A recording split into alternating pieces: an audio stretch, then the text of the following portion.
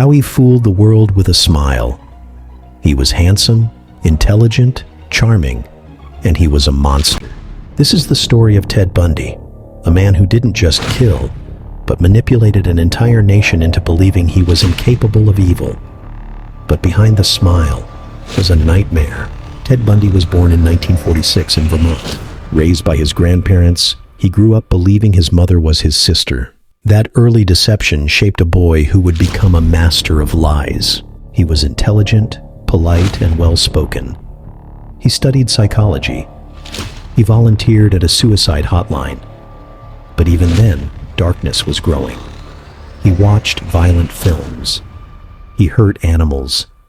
He fantasized about control. And when his first love, Diane Edwards, broke his heart, something inside him snapped.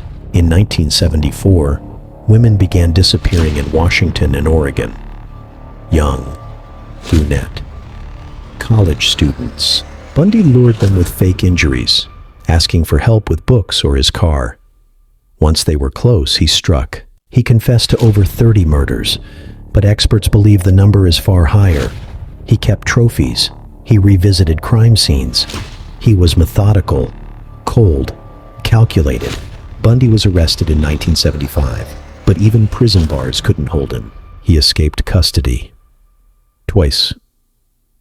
Once by leaping from a courthouse window, and again by crawling through a hole in the ceiling of his jail cell. While on the run, he killed again. In Florida, he attacked the Chi Omega sorority house, killing 2 women and injuring 2 more. Weeks later, he abducted and murdered 12-year-old Kimberly Leach. Bundy's trial was the first nationally televised in U.S. history. He represented himself, smiled for cameras, proposed to a woman in court. He turned the courtroom into a stage. But the evidence was overwhelming. In 1980, he was sentenced to death or 3 times. Ted Bundy wasn't just a killer. He was a mirror of society's blind spots. He didn't hide in the shadows. He walked among us. He was the man who held doors open, the man who smiled in court. And that's what made him so terrifying. Psychologists later described him as a textbook sociopath, incapable of empathy, driven by control, and skilled at mimicry. He didn't feel remorse. He felt entitlement.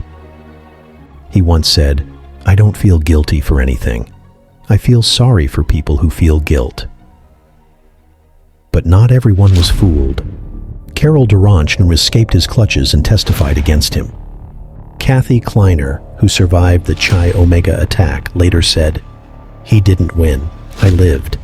And I will always speak for those who can't." Their voices remind us that this isn't just a story about evil. It's a story about Bundy, resilience, now, justice, and the power of truth. Bundy's case changed how we investigate serial crimes. It led to the rise of more criminal profiling, DNA databases, and a new understanding of ring psychopathy.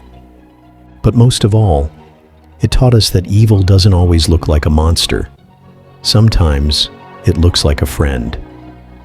Bundy spent nearly a decade on death row.